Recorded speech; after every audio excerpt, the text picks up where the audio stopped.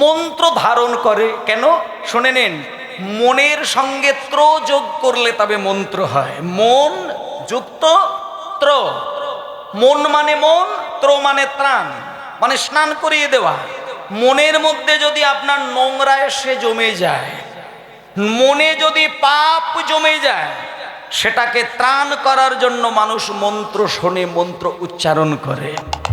কিন্তু বাবা রঘু, এখনই তোকে মন্ত্র নিতে হবে না, তুই তো বাচ্চা ছেলে, যত বড় হবি মন্ত্র শিখবি। এখন শুধু ভগবানকে ডেকে যা, কেমন? আর দেরি করিস না বাবা, আর দেরি করিস না, ছেলেটা খুব কাঁদছে, এবার আমাকে বিদায় দে। সঙ্গে সঙ্গে ছেলেটা বলছে, আচ্ছা বাবা আর আমি দেরি করব না, শুধু একটা কথা বলে যাও, আমি যদি গোপীনাথের কাছে সেবা দিতে যাই, গোপীনাথ আমার হাতে নাড়ু খাবে? কেন খাবে না? ধ্রুবর হাতে খেয়েছে, প্রহ্লাদের হাতে খেয়েছে, তোর হাতে খাবে না কেন? চলে যা, ঘরে আছে নানু, চলে যা। ও মা, ও মা, আরে সকালবেলা তো মামা করে চিৎকার করছিস, কি হয়েছে তা? ও মা, আমাকে না বাবা বলে গেল, ওই আজকে তুমি ওই যে নাড়ুর থালাটা তৈরি করেছো, ওটা তুমি আমার হাতে দাও। আজকে বাবা একটা বাচ্চা ছেলের সঙ্গে জোর করে চলে গেল, আর বাবা আমাকে দায়িত্ব দিয়েছে আজকে আমি গোপীনাথের সেবা করব। ও মা, আজকে তুমি নাড়ুর থালাটা আমার হাতে দাও না, আমি একটু আজকে ওই গোপীনাথের সেবাটা করি। তোকে, এই তোর বাবা তোকে এটা বলে গেছে? হ্যাঁ বাবা এক্ষুনি বলে দিয়ে এক্ষুনি বেরিয়ে গেল। হ্যাঁ তুই মন্ত্র জানিস? না বাবা বললো মন্ত্র টন্তর কিছু জানতে হবে না, শুধু মায়ের কাছে ওই গোপীনাথের কাছে নাড়ুর থালা নিয়ে নাকি কাঁদলেই গোপীনাথ খাবে বলেছে, তুমি আমাকে নাড়ুর থালা দাও। তোকে তোর বাবা এটা বলে দিয়ে বেরিয়ে গেল? হ্যাঁ আমাকে বাবা বলে দিয়ে বেরিয়ে গেল। তখন মা ভাবছে সর্বনাশ। নাড়ুর থালাটা দেওয়ার আগে ছুটতে গিয়ে মন্দিরে গিয়ে গোপীনাথের কাছে কাঁদতে কাঁদতে বললেন, ঠাকুর তোমাকে নিয়ে এদের বাপ বেটা মিলে কি যে শুরু করেছে ঠাকুর, এদের যদি কোনো পাপ হয়ে যায় সেই পাপ তুমি যেন নিও না ঠাকুর। যদি কোনো এরা পাপ করে সেই পাপ তুমি আমার হৃদয়ে দিয়ে দিও, এদেরকে তুমি কষ্ট দিও না। এসে নাড়ুর থালাটা রঘুনন্দনের হাতে দিলেন। এইবার সেই নাড়ু রঘুনন্দন নিয়ে মন্দিরে গিয়ে একেবারে সেই ছোট্ট পাথরের গোপীনাথের সামনে বসে নাড়ুর থালাটা পাশে রেখে এত বলি গোপীনাথের সম্মুখে ধরিলা, এত বলি গোপীনাথের সম্মুখে ধরিলা, আর গোপীনাথের সম্মুখে ধরিলা, গোপীনাথের সম্মুখে ধরিলা, গোপীনাথের সম্মুখে ধরিলা।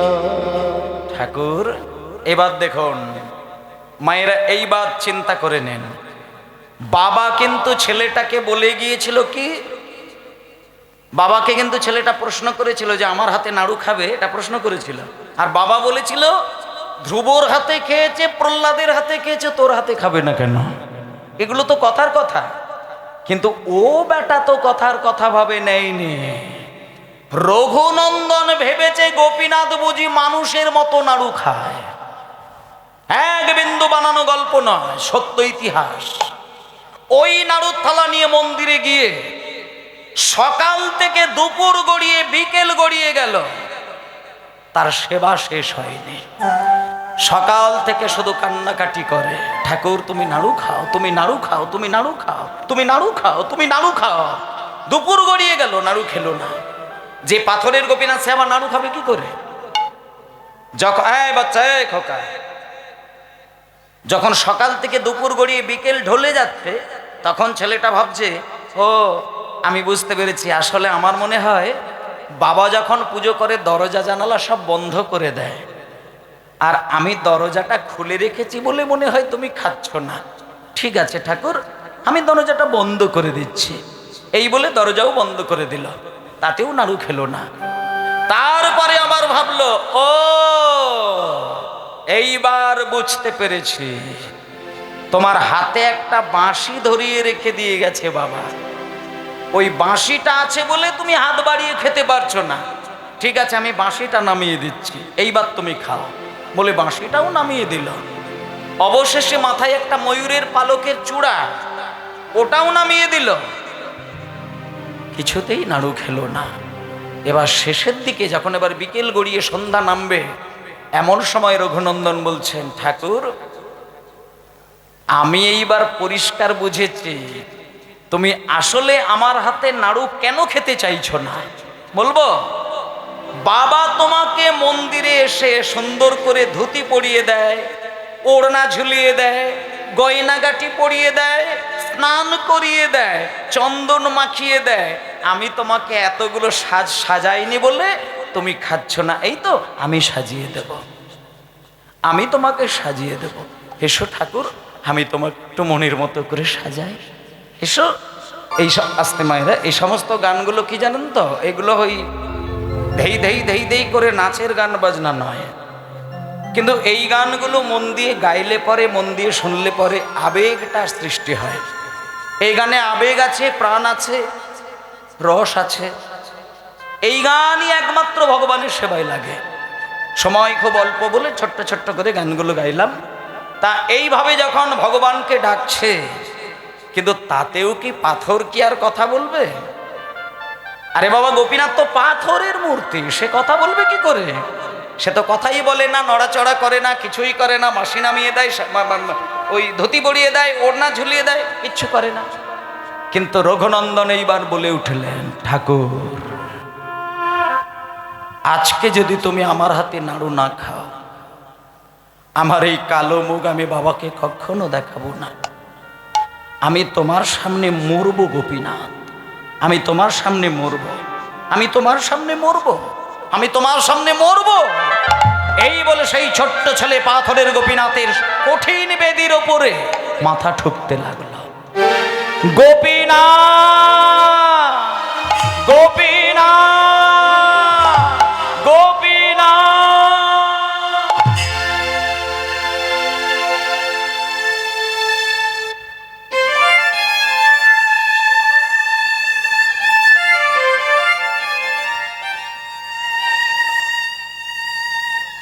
গোপীনাথের বেদির উপরে মাথা ঠুকতে লাগলো।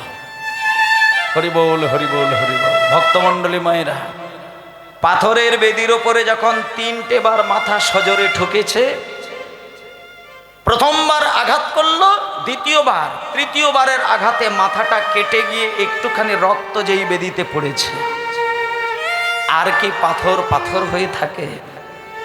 অমনি সেই পাথরের বেদির ওপর থেকে আর ভেতর থেকে কে যেন একটা ছোট্ট হাত বার করলেন। ছোট্ট একটা হাত বাড়িয়ে কে যেন বলে উঠল, রঘুনন্দন নাড়ু দে। হরি হরি বল। রঘুনন্দন নাড়ু দে, রঘুনন্দন নাড়ু দে। ও গো গোপীনাথ নাড়ু খাও, গোপীনাথ নাড়ু খা। রঘুনন্দন নাড়ু দে, রঘুনন্দন নাড়ু দে। না, সব নাড়ু তো দেব না, তুমি এক এক করে সব নাড়ু খাবে, দেবো কি? দেব না। এই বলে মায়েরা, ওই গোপীনাথ হাত বাড়িয়ে বলছে নাড়ু দে, আর রঘুনন্দন নাড়ু মুখে তুলে দিচ্ছে। দিতে দিতে তো প্রায় সব নাড়ু খেয়ে নিচ্ছে। তখন রঘুনন্দন বলছে, ঠাকুর একটা নাড়ু তুমি খেও না, এটা অন্তত রেখে দাও, আমি সকলকে প্রসাদ করে দেব। বলে ওই নাড়ুটা রঘুনন্দনকে গোপীনাথ বলল, ওটা তুই আমার হাতে দে। কেন হাতে দে? না না না না না, এতগুলো নাড়ু তো তোমার মুখে দিলাম, এটাকে তুমি হাতে চাইছো কেন? তখন গোপীনাথ বলছে, ওরে রঘু, এতগুলো নাড়ু আমার মুখে তুলে দিলে, আমি তো ভগবান, একটা নাড়ু যদি শেষকালে তোর মুখে না তুলে দেই, তাহলে আমি গীতায় যে কথা দিয়েছিলাম সেটা প্রতিজ্ঞা ভঙ্গ হবে। আয় আমি তোর মুখে তুলে দিই। কিছুতেই রঘুনন্দন খাবে না, আর গোপীনাথও ছাড়বে না। তা মায়েরা, জোর করে রঘুনন্দনকে কাছে টেনে নিয়ে বাঁ হাতে গালটাকে জোর করে টিপে ধরে ডান হাতে জোর করে নাড়ুটা খাইয়ে দিল। খাইয়ে দিয়ে এইবার বলছে, আয় রঘু, যা তোর পুজো হয়ে গেছে, বাইরে যা। এই বলে যখন বাইরে চলে যাবে, এমন সময় গোপীনাথ বলছে, এই দাঁড়া দাঁড়া দাঁড়া, যাচ্ছিস কোথায়? দরজার বাইরে যাওয়ার আগে আমার দিকে তাকিয়ে দেখ, আমার বাঁশিটা ধরিয়ে দিয়ে যা, যেমন নামিয়েছিলে, চূড়াটা পরিয়ে দিয়ে যা, সুন্দর করে ধুতি পরিয়ে দিয়ে যা, বেদি থেকে নামিয়েছিলে বেদিতে বসিয়ে দিয়ে যা, সমস্ত কাজ করে দিয়ে এইবার রঘুনন্দন বাড়িতে আসলেন। রঘুনন্দনের মা বলছে, হ্যাঁ রে, তুই মন্দিরে গেছিলি পুজো করার জন্য, নাড়ুর থালাতে একটাও নাড়ু নেই কেন? নাড়ু কোথায় গেল? তখন রঘুনন্দন বলছেন, ওমা, আজকে না নাড়ু সব গোপীনাথ খেয়ে নিয়েছে। তুমি গোপীনাথের কাছে গিয়ে জিজ্ঞেস করো, গোপীনাথ আজকে সব নাড়ুগুলো খেয়ে নিয়েছে। তুমি গোপীনাথ নাড়ু খেয়েছে, বেশ, গোপীনাথ নাড়ু খেয়েছে, সামনে আয় তো দেখি, তুই নাড়ু খাসনি? না, আমি নাড়ু খাইনি, গোপীনাথ নাড়ু খেয়েছে। তুমি জিজ্ঞেস করো, তুই নাড়ু খাসনি? না, আমি নাড়ু খাইনি।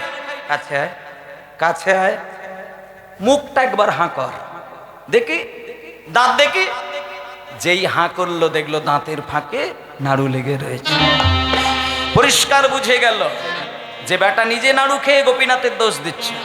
তোমার বাবাও হয়েছে তেমন, বাবা বাড়িতে আসো, ততক্ষণে দুটো নাড়ু আমি তৈরি করে রাখবো, ওগুলো প্রসাদ করে খাইয়ে দেব, শেষকালে সব জানাবো। এই বলে ছেলেকে ঘরে রেখে দিয়ে তড়িঘড়ি করে নাড়ু তৈরি করতে যাবে উল্টো দরজা দিয়ে মুকুন্দ সরকার। আসিয়া মুকুন্দ দাস কহে বালকের পাশ, আসিয়া মুকুন্দ দাস কহে বালকের ওই প্রসাদ নৈবেদ্য আনো দেখি, নৈমিত্য জানো দেখি, আর প্রসাদ নৈবেদ্য আনো দেখি, প্রসাদ নৈমিত্য জানো দেখি। শেষ কহে বাবে শোনো, সকলি খাইলা যেন। শিশু কহে বাবা শোনো, সকলি খাইলা যেন, আর অবশেষ কিছু নাহি রাখি, অবশেষে কিছু নাহি রাখি, আর অবশেষ কিছু নাহি রাখি, অবশেষ কিছু নাহি রাখি। এইবার বাবা দরজার ভেতরে আসলো, এসে রঘুনন্দনকে বলছে, কোথায় নাড়ু দেখাও। তখন ছোট্ট ছেলে বলছে, বাবা, আজকে গোপীনাথ সব নাড়ু খেয়ে নিয়েছেন। হুমায়রা, এই যে রঘুনন্দন গোপীনাথকে নাড়ু খাওয়ালো, এটা মা আর বাবা দুজনে বিশ্বাসই করলো না। শুধু বকা ঝকা বললে ভুল হবে, মারধর পর্যন্ত ওই বাচ্চা ছেলেটাকে করে গেল মা বাবা। এবার আপনারা মায়েরা জানেন, একটা ছোট্ট শিশুকে যদি কোনো মা অকারণে প্রচণ্ডভাবে আঘাত করে, ওই ছেলেটা কাঁদতে কাঁদতে গিয়ে ঘুমিয়ে পড়বে। তা আজকে রঘুনন্দনের কথাটা না বুঝে মা বাবা মারধর করেছে, ঘুমিয়ে পড়েছে কাঁদতে কাঁদতে। ঠিক ভোরের বেলায় রঘুনন্দনের বাবা গিয়ে আবার একটা নাড়ুর থালায় কয়েকটা নাড়ু নিয়ে ওই রঘুনন্দনকে বললেন, হ্যাঁ রঘু, আজকের মতন সেবাটা কর, কাল থেকে আর তোকে আমি দায়িত্ব দেব না। কেন জানিস, আমি গতকালকে পাড়ায় চিকিৎসা করতে গিয়ে একটা গুরুত্বপূর্ণ কাজ ফেলে রেখে এসেছিলাম, সেইটা করার জন্য আমাকে আজকে যেতে হবে, তুই আজকে সেবাটা দিয়ে দে, আমি বেরিয়ে গেলাম। এই বলে দ্বিতীয় দিন সেবা দিতে গেলেন ওই বাচ্চা ছেলে, কোনো মুখে কথা নয়, শুধু একটা কথাই গোপীনাথের কাছে গিয়ে দরজা বন্ধ করে দিয়ে শুধু হাত জোড় করে ওই ছেলেটা সেই দিন বলেছিলেন যে, ঠাকুর, তুমি একদম ভালো নয়, কালকে আমি নাড়ুটা খাবো না, তুমি তো জোর করে খাইয়ে দিলে। মা বাবা কেউ বিশ্বাস করে না, কেউ বিশ্বাস করেনি। আজকে তোমার মন্দিরে দেখো আমাকে পাঠিয়েছে, ঠাকুর, আজকে তুমি সব নাড়ুগুলো খেয়ে নাও, ঠাকুর খাও, সব খেয়ে নাও। হো গো গোপীনা ঘন ঘন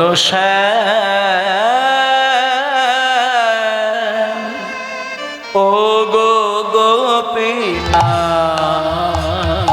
ঘন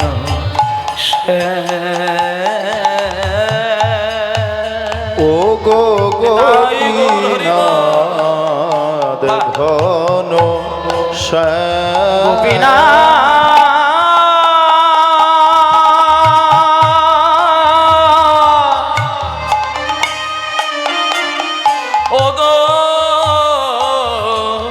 গোপীনাথ গোপীনাথ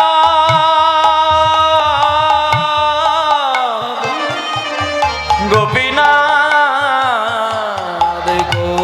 গোপীনাথ ঘন শ্যাম শ্যাম ও গো তাই গৌর হরি হরি বল। ঘন শ্যাম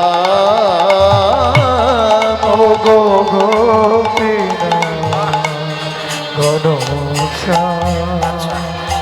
যেহেতু দল এসে গিয়েছে শেষের দিকটা বলে দিই। রঘুনন্দন সেদিন দরজা বন্ধ করে প্রচণ্ড কেঁদেছিল, কিন্তু সেদিন গোপীনাথ আসেনি। তার কারণ দরজার বাইরে আসলে বাবা পরীক্ষা করার জন্য দরজার ফাঁক দিয়ে লক্ষ্য করছিলেন। কিন্তু রঘুনন্দন যখন মাথা ঠুকেও নাড়ু খায়নি, তখন গোপীনাথের গলা থেকে ওড়না খুলে নিয়ে নিজের গলায় ফাঁস দিতে গেছিলেন। তখন গোপীনাথ নিজেকে ধরে রাখতে না পেরে ঠিক আগের দিনের মতন আবার হাত বাড়িয়ে নাড়ু খেতে গেছিলেন। আর ওই কণ্ঠস্বর বাইরের বাবার কানে পৌঁছে গেল। দরজা খুলে যেই দেখতে গেল, দেখলো সেই পাথরের গোপীনাথ যার হাতে বাঁশি ধরানো থাকে। দেখলো সেদিন আর বাঁশি দেখতে পায়নি, হাতে একটা নাড়ু দেখতে পেয়েছিলেন, সেটা অর্ধেক নাড়ু। সেদিন রঘুনন্দন বলেছিল, বাবা তুমি দেখছো অর্ধেক নাড়ু, কিন্তু আমি দেখছি গোপীনাথ এখনো নাড়ু খাচ্ছে। সেদিন গোপীনাথ রঘুনন্দনের বাবাকে বলেছিল, মুকুন্দ তোমার ছেলের ভক্তির বাঁধনে আমি চিরকালের জন্য বাঁধা পড়ে গেলাম। যে হাতে আমি বাঁশি ধরে থাকতাম আর আমি বাঁশি কোনোদিন ধরবো না। এই অর্ধেক নাড়ু নিয়ে এই গ্রামের মাটিতে আমি দাঁড়িয়েই রইলাম। দেশ বিদেশ থেকে ভক্তরা আসবে, আমার এই দৃশ্যটা দর্শন করবে, লোকে সবাই জানবে। ডাকার মতো কেউ যদি ডাকে তার হাতে গিয়ে আমি নাড়ু এইভাবে খাবোই খাবো। তাই এইবার বলে দিই মা, আপনারা যদি এই শ্রীখণ্ড গ্রামে যান, সেই নাড়ু এখনো দেখতে পাবেন, সেই গোপীনাথ এখনো দেখতে পাবেন। হাওড়া থেকে ট্রেন ধরবেন, শ্রীখণ্ড কাটোয়া স্টেশনে নামবেন। Howrah to Katwa station local, Katwa স্টেশনে নামবেন, ওখান থেকে শ্রীখণ্ড বলবেন। শ্রীখণ্ডে গিয়ে এই লীলাটা যা দেখলেন সব খুঁজে পাবেন। সুযোগ যখন হয়েছে, ছাড়াটা ঠিক নয়। সবাই মিলে একটু হাত জোড় করে, এই একটুখানি এক লাইন ছোট্ট করে সবাই মিলে একটু বলবেন হাত জোড় করে। যেহেতু প্রসঙ্গটা এলো, আজকে মুকুন্দ সরকারের বাড়িতে সরস্বতী পুজো হচ্ছেন, ঠাকুর মশাই এসেছেন, মন্ত্র পাঠ করছেন, তাই সবাই মিলে একবার বলুন নম। আর একটু জোর, একটু একটু, যা হচ্ছে ঠিকই হচ্ছে, একটু জোর সবাই বলবেন নম। এই তোমরা বলো নম। অপবিত্র অপবিত্র পবিত্র বা পবিত্র সর্বাবস্থান গত বিভাগ গত বিভাগ যৎফরে যৎফরে পুণ্ডরীকাক্ষং পুণ্ডরীকাক্ষং সৌভাজ্য শুচি শুচি নমো শুচি নমো শুচি নমো শুচি। হ্যাঁ, আরেকটু মন্ত্র বাকি আছে বাবা, ঢাক বাজিয়ে দিও নি, আরেকটু বাকি আছে। আচ্ছা, এইবার ফুল নাও হাতে করে একটা। এই এই এই এই বুড়ি,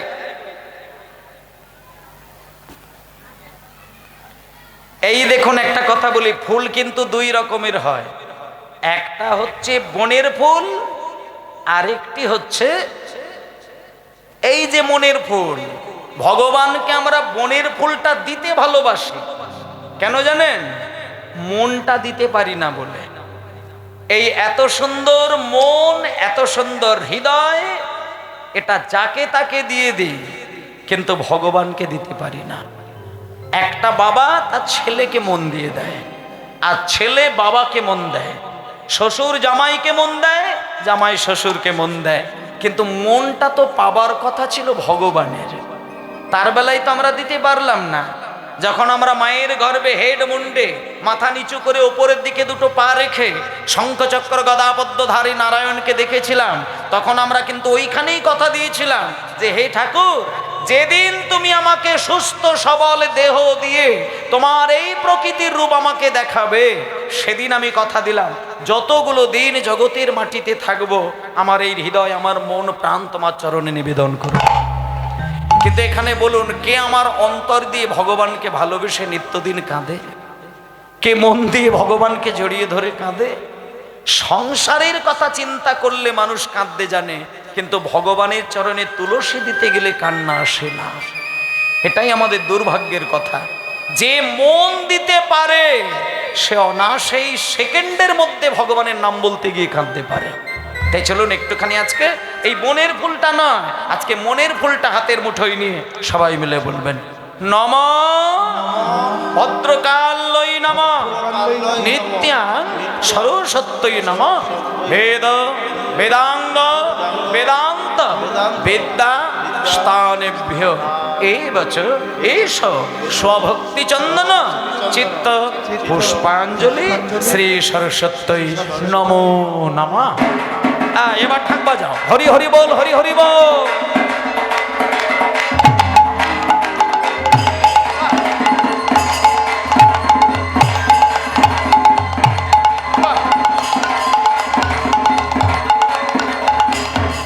সরস্বতী মাই কি,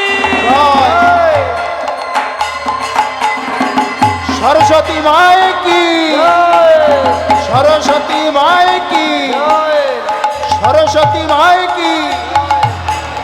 বলো। আচ্ছা, মনে হচ্ছে না যেন কিছুক্ষণের মধ্যেই যেন সরস্বতী পুজোটাই এসে গেল। হ্যাঁ, এইটাই হচ্ছে ভাবাবেগ।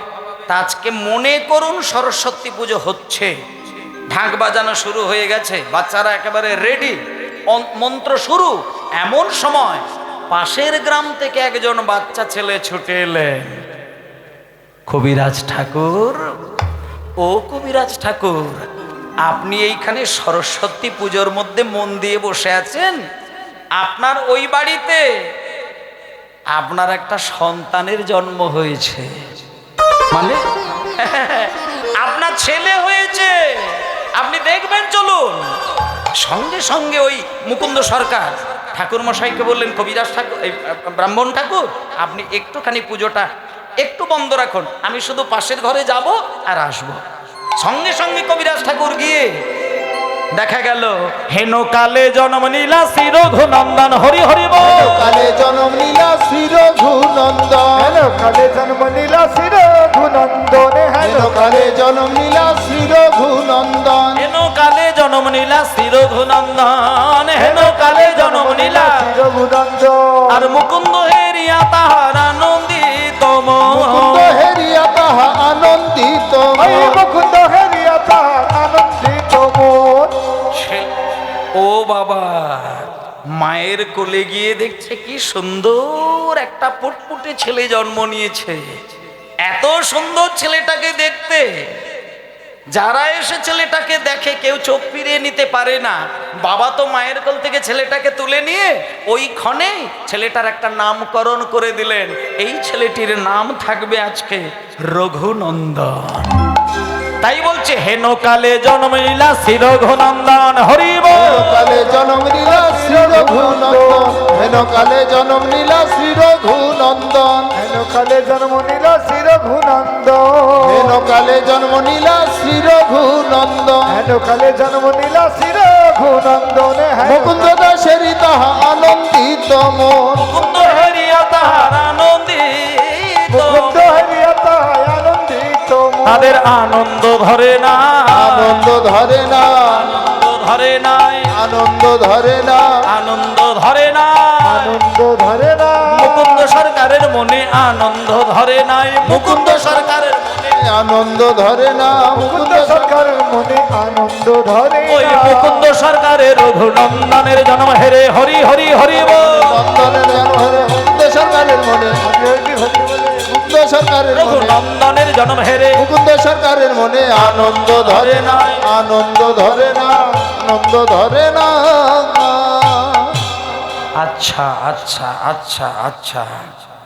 ও বাবা, মুকুন্দ সরকার যেই দেখলো যে আমার ছেলে হয়েছে, পুজোর ঘর থেকে তড়িঘড়ি করে নিজের স্ত্রীর কাছে গেলেন, গিয়ে স্ত্রীর কোল থেকে সদ্যজাত ছেলেকে তুলে নিয়ে আসলেন। তুলে নিয়ে এসে সরস্বতী চরণের কাছে ছেলেটাকে হালকা করে একটু ধুলোর মধ্যে শুইয়ে দিলেন।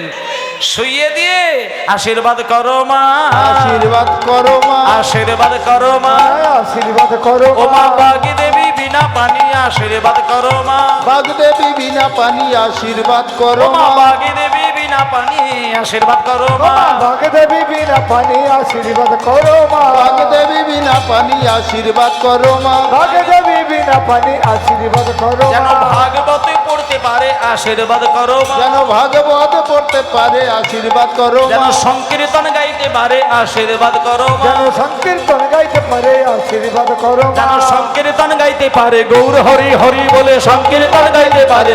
হরি হরি বলে সংকীর্তন গাইতে পারে, গৌর হরি হরি বলে সংকীর্তন গাইতে পারে আশীর্বাদ করো মা। আশীর্বাদ করো মা।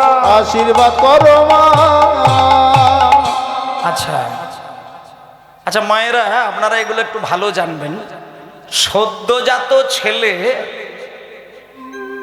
তাকে কোলে করে নিয়ে যদি সরস্বতীর কাছে কেউ গড়িয়ে দেয়, মানে শুইয়ে দেয়, ছেলেটা কান্নাকাটি করবে না হাসাহাসি করবে? আরে ছেলে তো জন্ম নিলেই কান্নাকাটি করে, যে কোনো ছেলেই জন্ম নিলে কাঁদে। আর আজকে তো এমনিতেই রঘুনন্দন কাঁদছে, আর সেই সদ্যজাত ছেলেকে সঙ্গে সঙ্গে যখন সরস্বতী চরণে গড়িয়ে দিয়েছেন, ছেলের কান্না আরো বেড়ে গেল। আর যখনই ছেলের কান্নাটা বেড়ে গেল, ওই ছেলের কান্না ভোলানোর জন্য মুকুন্দ সরকার তো হাজার হোক তো মানে সদ্যজাত ছেলের কান্না যে কোনো মা দেখলে সহ্য করতে পারবে না।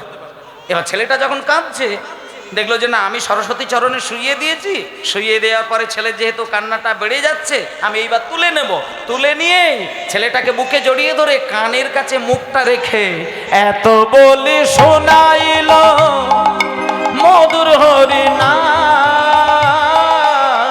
এত বলি শোনাইল শোনাইল মধুর হরি নাম। এত বলি শোনাইল মধুর হরি নাম,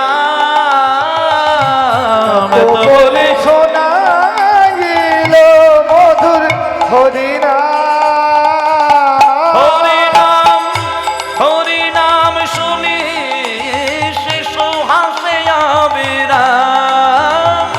হরি নাম শুনে শিশু হাসে অবিরাম। হরি নাম শুনে শিশু হাসে অবিরাম। আচ্ছা, এখানে যারা শাশুড়ি মা হয়ে বসে আছেন, শ্বশুর মশাই হয়ে বসে আছেন, তাদেরকে বলবো, যারা নতুন নতুন বিয়ে থা করেছে তারা হয়তো পালন করতে পারবে না, কিন্তু যারা শাশুড়ি মা হয়ে গেছেন বা শ্বশুর মশাই হয়ে গেছেন, তারা যদি পারেন এইগুলো একটু পালন করবেন। আমরা ছেলে জন্ম নিলে ছেলের কান্না ভোলানোর জন্য কাঁচা কাঁচা হিন্দি গানগুলো চালাই, ছেলের কান্না ভোলানোর জন্য ভালো ভালো খেলনা নিয়ে এসে ছেলের সামনে ধরায়। কিন্তু শাস্ত্র বলছে প্রত্যেকটি বাড়ির প্রত্যেকটি মায়ের গর্ভের ছেলেটা যখন জন্ম নিয়ে কাঁদে, ওই জন্মের শুভক্ষণের কান্না যদি কেউ কৃষ্ণ নামের অমৃত মাখানোর হৃদয়টাকে প্রথম দিনে কেউ ছুঁয়ে দিতে পারে, করে দিতে পারে, তাহলে ওই ছেলেটা বা ওই মেয়েটা জীবনের কোনো একটা জায়গায় গিয়ে একদিনকে পরম কৃষ্ণ ভক্ত হবেই হবে। কিন্তু কটা বাড়িতে সেটা করে? আমি দায়িত্ব আপনাদের দিয়ে দেব, যে বাড়িতেই ছেলে হোক, যদি নার্সিংহোমেই হয়, হাসপাতালেও হয়, কিন্তু ওখান থেকে তো বাড়িতে আসবে কটা দিন পরে, তারপরে অন্তত ছেলেটাকে বাড়িতে নিয়ে এসে অন্তত বেশ কয়েকটা দিন কানের সামনে হরিনাম শোনাবেন। ছোট্ট ছেলের কানের সামনে কৃষ্ণ নামের অমৃত যদি যায়, ওই ছেলে একদিন পরম কৃষ্ণ ভক্ত হবেই হবে, এ বিষয়ে কোনো সন্দেহ নেই। আর যারা কৃষ্ণ ভক্ত হবে তার মা বাবা কোনোদিন খেতে পায় না, এই রকম একটা নজির আপনি জগতের মাটিতে একটা দেখাতে পারবেন না। এই আস্তে আস্তে কৃষ্ণ ভক্ত ছেলে মেয়ের দেখুন, লালটু পল্টু কেলটু ভল্টু নন্টু ঝন্টু নন্টু, এই সব ছেলের মা তো হাজারে হাজারে হওয়া যায়, কিন্তু কৃষ্ণ ভক্ত সন্তানের মা কটা বাড়িতে হবে? আপনার পেটে আপনার গর্ভে যদি এমন একটা ছেলে আসে যে ছেলেটা কীর্তন শোনার জন্য কাঁদে, যে ছেলেটা করতাল বাজানোর জন্য বায়না ধরে, যে ছেলেটা মন্দিরে গিয়ে সেবা করার জন্য বায়না ধরে, যে ছেলেটা হরিবাসরে এসে কীর্তন শুনলে পরে কাঁদে, জানতে হবে আপনি কোটি জন্ম তপস্যা করেছেন, তাই একজন কৃষ্ণ ভক্তকে আপনি গর্ভে ধরতে পেরেছেন। এটা সবার ভাগ্যে হয় না।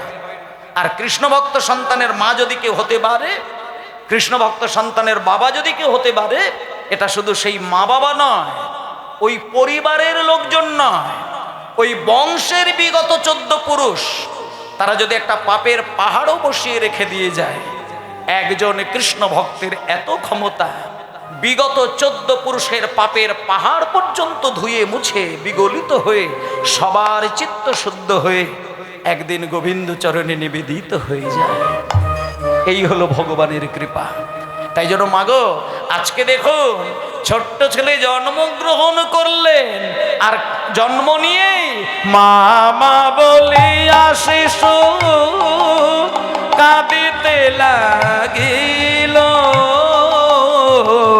মামা বলিয়া শিশু কাঁদিতে লাগিল।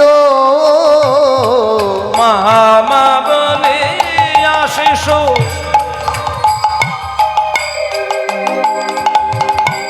কাঁদিতে লাগিল। মুকুন্দ সরকার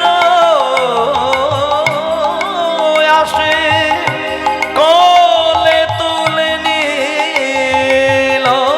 মুকুন্দ সরকার আসি কোলে তুলে নিল। মুকুন্দ সরকার আসি কোলে তুলে নিল। অমনি এত বলি শুনাইল মধুর কৃষ্ণ নাম।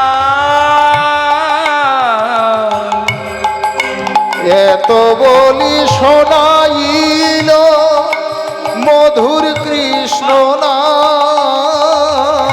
এই হরি নাম শুনি শিশু হাসে আবিরাম।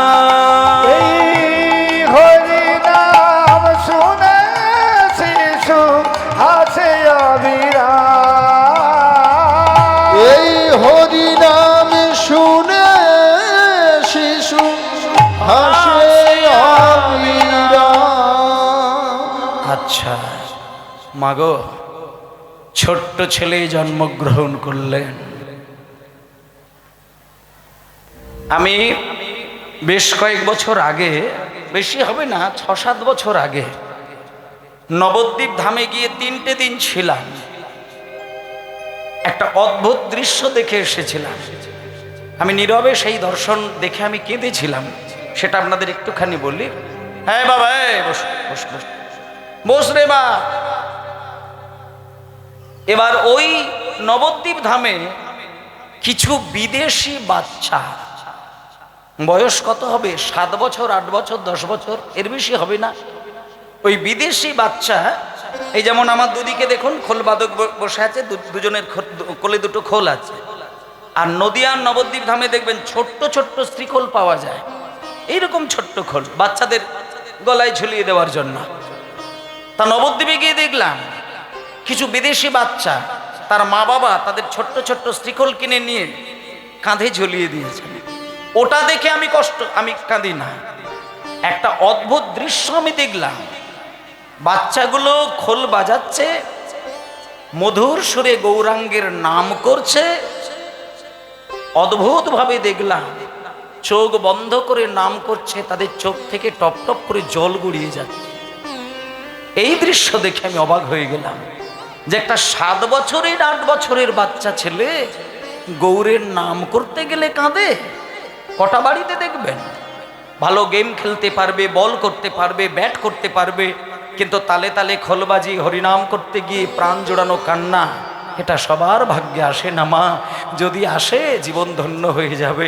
আজকে দেখুন রঘুনন্দন সদ্যজাত ছেলে, যখন বাবা তাকে কৃষ্ণ নাম শুনিয়েছে, দেখা গেল ছেলেটার কান্না ভুলে গেল।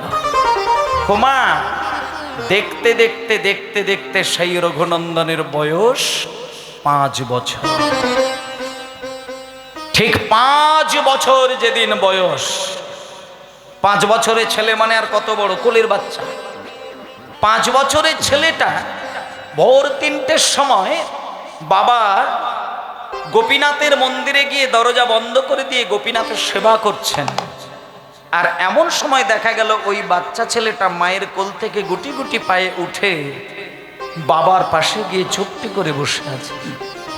আর মুকুন্দ সরকার আপন মনে হরে কৃষ্ণ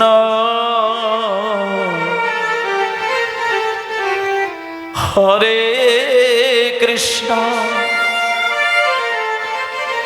কৃষ্ণ কৃষ্ণ হরে হরে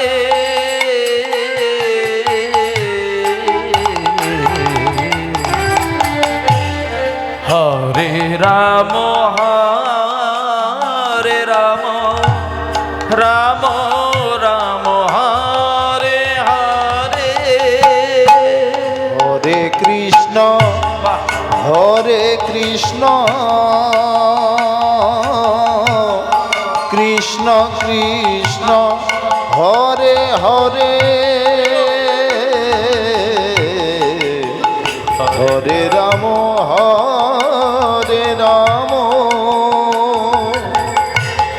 রাম রাম হরে হরে হরে কৃষ্ণ হরে কৃষ্ণ কৃষ্ণ কৃষ্ণ হরে হরে হরে রাম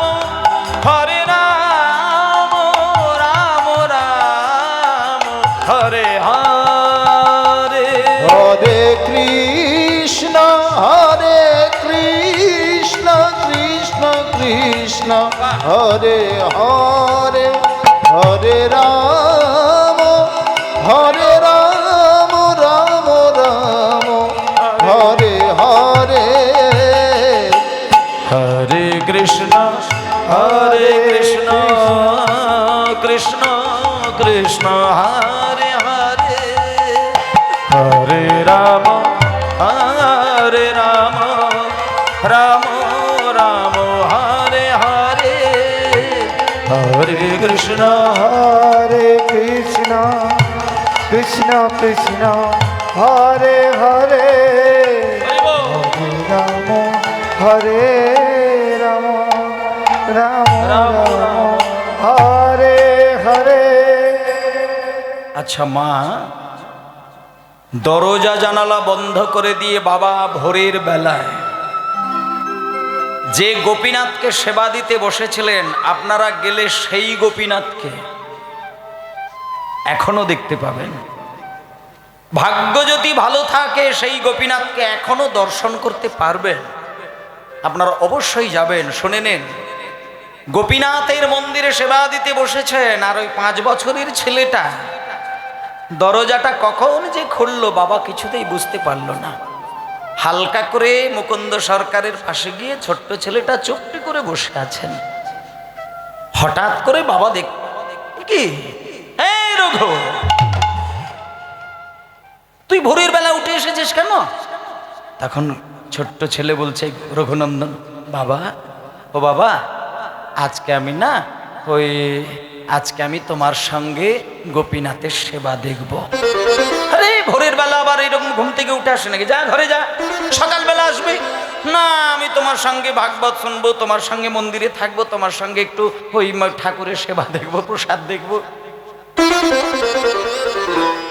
তুই ভগবানের সেবা দেখবি? আমার কোলে আয়, আমার কোলে আয়, আয় ভালো করে কোলে বস, আয় আয় কোলে আয়।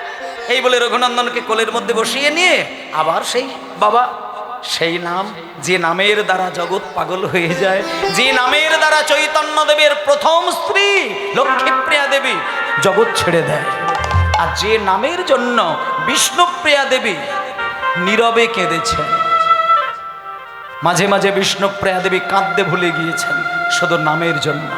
লোকে বলে লক্ষ্মীপ্রিয়া দেবী সাপে কেটে মরে গিয়েছিল, কিন্তু ওই খাল থেকে বেরিয়ে আসা ফোনা তোলা সাপ নয়।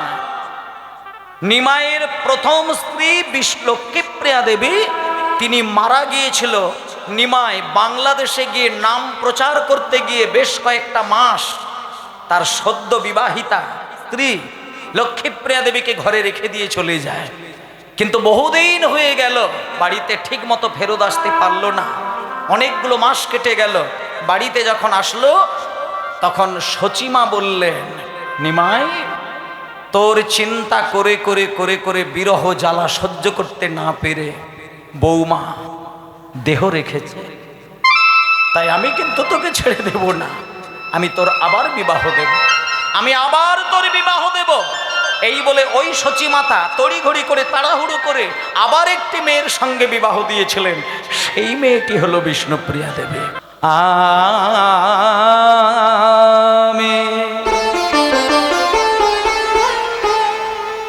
আমি সাজাবো তোমারে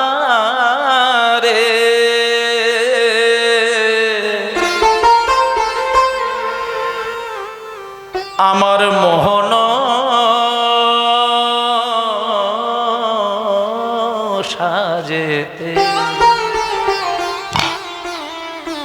আমার আশা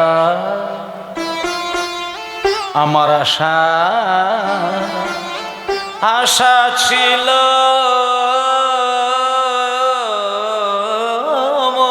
মনে, আশা ছিল মনে,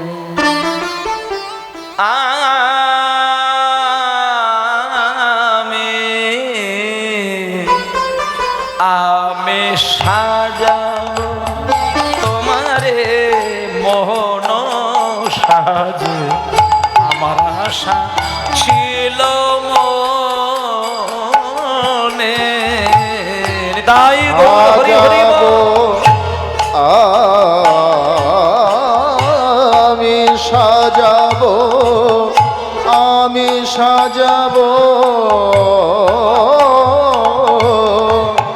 সাজাবো তোমারে, সাজাবো তোমার মোহন সাজেতে, আশা ছিল মনে, সাজাবো তোমারে মোহন সাজে, আমার আশা ছিল মনে মনে, সাজাবো তোমারে মোহন সাজে, আশা ছিল মনে, মনে মনে, সাজাবো তোমারে ঠাকুর, ও ঠাকুর, ঠাকুর, আমি তোমাকে ফুল দিয়ে সাজাবো, কিন্তু এই গাছের ফুল নয়, আমি তোমাকে চন্দন দিয়ে সাজাবো, কিন্তু পাথরে ঘষে ঘষে যে চন্দন, সেই চন্দন নয়।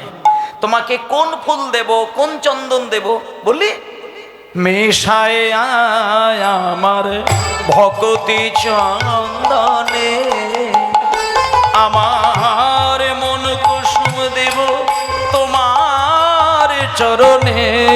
তাই গৌর হরিব মিশাইয়া আমার ভক্তি চন্দনে, আমার মনে কুসুম দিব তোমার চরণে, আমি নয়নে জল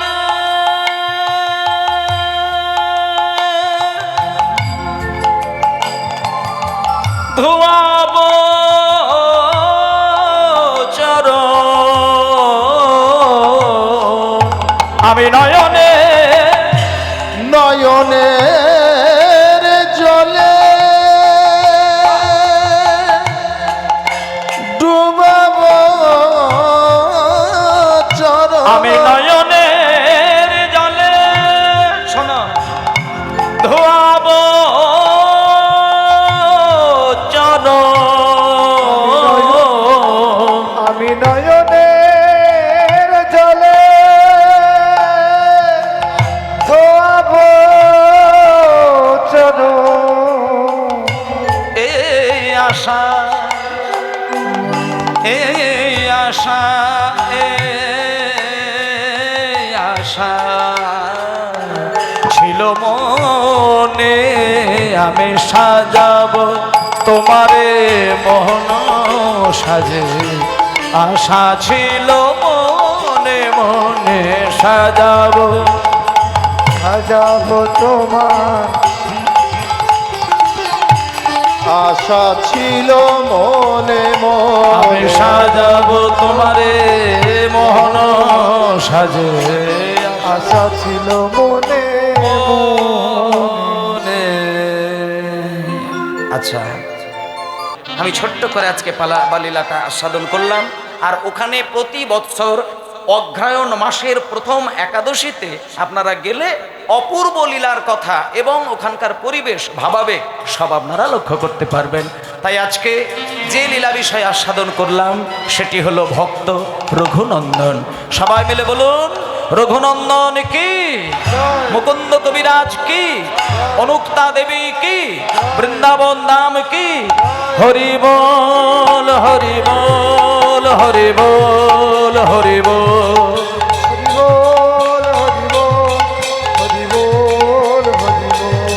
হরি বল হরি বল হরি বল হরি বল হরি বল হরি বল হরি বল হরি বল হরি বল।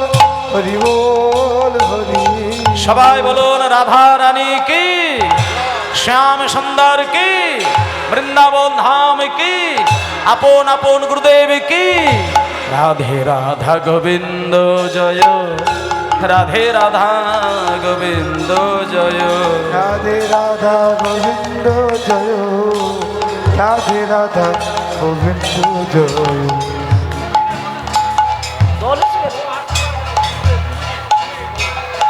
না রাধে রাধা গোবিন্দ জয়, রাধে রাধা